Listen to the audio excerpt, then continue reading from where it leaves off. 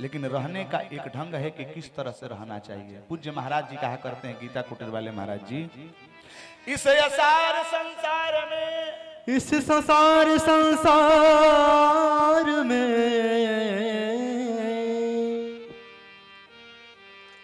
जीने का दो ढंग, तन के सबके संग रहो पर मन से रहो असंग।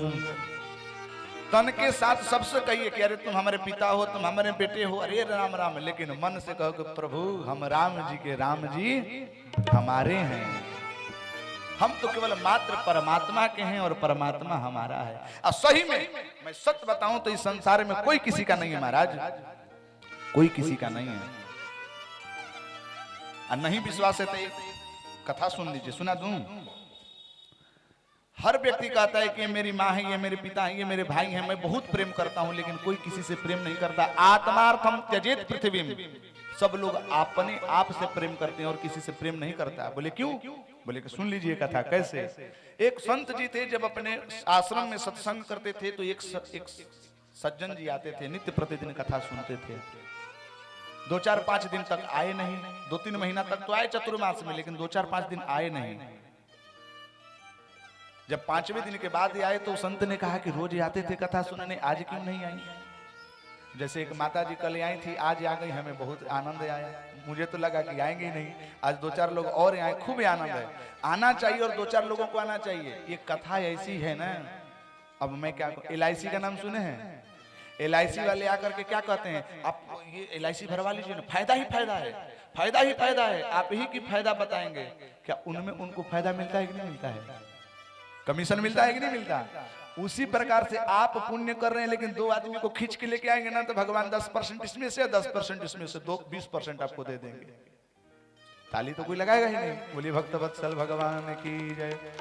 तो 5 दिन के बाद जब पहुंचे, बोले कि बाबू रोज आते थे सत्संग सुनने, आज क्यों नहीं आए? 5 दिन आए क्यों नहीं? बोले गुरुजी हमारी शादी हो गई है, मेरा विवाह हो गया है। बोले विवाह हो गया, तब तो भैया तुम अपने से भी गए, माता पिता से भी गए, हमसे तो तुम गए ही। बोले ना प्रभु ऐसा बात नहीं है, बहुत प्रेम करती है, बहुत प्रेम करती है। अब मैं आपको क्या कहूं, नया नया विवाह हुआ था तो भैया वो तो विवाह का लड्डू है ही। बोले कि नहीं बाबू, कोई प्रेम किसी से नहीं करता। नहीं गुरुजी, आप इस बात को मैं मानूंगा नहीं। समय से चाय देती है, समय से भोजन बनाती है, यहाँ तक तो जब मैं शयन करने जाता हूँ तो थोड़ा बहुत तेल मालिश कर देती है, बहुत खूब आनंद।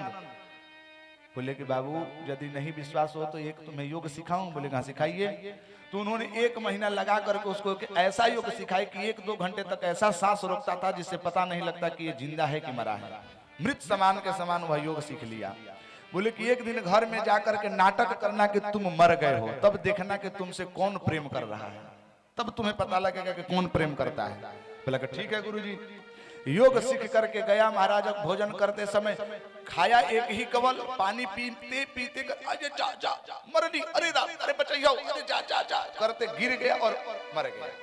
मरा नहीं, यौगिक क्रिया के द्वारा अपने सांस को अवरुद्ध कर लिया। अब डॉक्टर को बुलाया गया, क्या हुआ क्या हुआ क्या हुआ? डॉक्टर आकर के चेक किया, बोला कि इनका तो सीताराम हो गया है, सेवा समाप्त। आयो दादा, आयो बबुआ, सब लोग चालू कर दिए अपना। भाई जो मरता है तो रोना तो जरूरी, आज के डेट में रोना भी बहुत जरूरी है। अब तो उसके पत्नी रो रही है, माँ रो रही है, पिता रो रहे हैं, भाई बंधु सब रोने लगे। आयो दादा, एक लइके बार रहे, अब कैसे हमनी के जियल जी, नया नया शादी बोल रहे रे दादा। सब लोग रोने लगे, बड़ा खुश। जो लड़का था बड़ा खुश कि देखो मेरी पत्नी कितनी, गुरुजी बोल रहे थे कि प्रेम ही नहीं करती, देखो तो मेरे लिए कितना आंख। धीरे धीरे सुन तो रहा है ना, भले नहीं देख रहा है, लेकिन भैया देख रहा है कि कितना रो रहे हैं। तब तक से गुरुजी घूमते घूमते आधे घंटे में आ गए। सीताराम सीताराम भिक्षाम देहि भो माते। दादा हमारे लड़का मरल रही, भिक्षा मांगे। क्या हो गया देवी? बोले कि हमारे घर में लड़का रहन मर गिलन बेचारे। बोले कहाँ है? तो अभी अभी मरे हैं, आधे घंटे हुआ। बोले चिंता करने की कोई बात नहीं है, मेरे पास एक ऐसा मंत्र है जिस मंत्र से मैं इनको जीवित कर लूंगा। अरे बाप रे, उनके चरणों में सब लोग गिर पड़े। महाराज आप ही, अरे आप तो भगवान हैं, आप तो कुछ भी कर सकते हैं, हमारे लड़का के बचा ली। बोले कि कोई बात नहीं, दूध के कटोरा लेके आइए।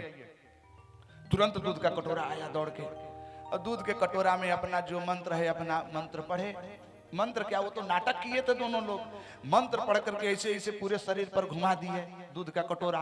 बोले कि इस मंत्र अभिमंत्रित कर लिया हूं, इस दूध में प्राण डाल दिया हूं, लेकिन एक शर्त है, क्योंकि अब तो प्राण निकल चुका है तो प्राण इसमें दान देना पड़ेगा। तो जो व्यक्ति इनको जीवित करना चाहता है, ये दूध का कटोरा जो है दूध पान कर लीजिए। ये दूध में ऐसा मंत्र है कि जो पिएगा उसका प्राण निकल करके इसी में आएगा। बात समझ में आई? तो भैया जो इनसे जितना प्रेम करता होगा वही ना दूध पिएगा जी।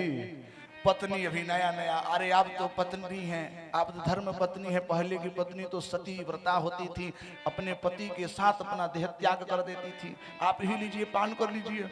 दूध जिम ही पिएंगे आप इधर मरेंगे और उधर इधर ये जीवित होंगे। बोले कि प्रेम तो करते रही, लेकिन अभी तो हमार दोबारा शादी हो सकता, लड़को निकसन भइल तो दोबारा तो सदिया हुई। कोई बात ना, जाए थी, अब तो जिए और मरे के तो संसार में ही लगा हुआ है। जो आया है सो जाएगा, राजा रंग। अब ज्ञान निकलने लगा। पत्नी दी नहीं कि मैं प्राण नहीं दूंगी। अभी बेचारा नीचे नीचे गुस्सा कर रही, अरे अभी तो प्रेम कर रही थी, अभी देखो कह रही है कि मैं प्राण नहीं दूंगी। अरे पगली मरेगी नहीं तो ये तो नाटक हम लोग कर रहे हैं, मन में सोच रहा है। लेकिन इसका तो समझ में आ गया। बोले कि माँ कुपुत्रो जाइए तो कुछ दपि कुमाता न भवती। माँ तो माँ होती है, पुत्र भले कुपुत्र हो जाए लेकिन माँ कभी कुमाता नहीं होती। माँ ऐसा है कि आप ही दूध पी लीजिए, अपना प्राण की आहुति दे करके अपने बालक को जिंदा कर लीजिए।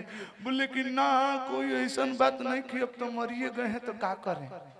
एक छोटका लड़कवा है, उसी को देख देख के जी लेंगे और क्या। कोई बात नहीं, मरना तो जीना कुछ भी अब तो संसार में लगा ही है, आज नहीं तो कल तो जाना ही है। पत्नी को भी देख लिया, माँ को भी देख लिया, पिता बंधु सबको देख लिया।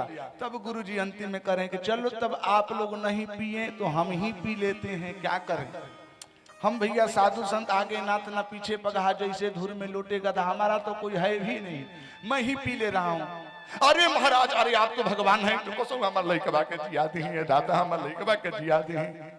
बोले कि हाँ जीवित तो हो सकता है, लेकिन मैं मरूं इसका कोई गारंटी नहीं है, क्योंकि मैं तो खुद मंत्र का सिद्धि किया हूं, तो ये मंत्र का प्रभाव मेरे पर नहीं चलेगा।